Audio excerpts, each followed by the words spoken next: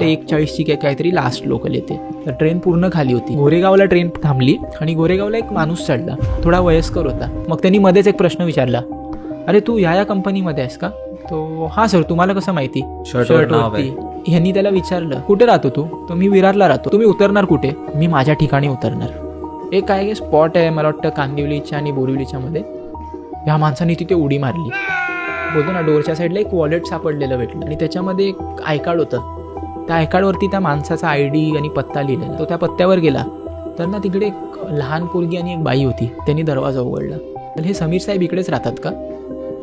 ती बाई बोलते हो. ती बोलते एक काम करा, तुम्ही आतमध्ये या आधी.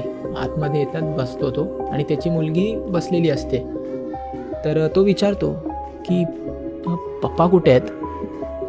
तर ती मुलगी बोलते जरा पाठीकडे बघा ना. तो पाठीकडे भिंत असते त्याच्यावरती बघतो ना, त्या फोटोवर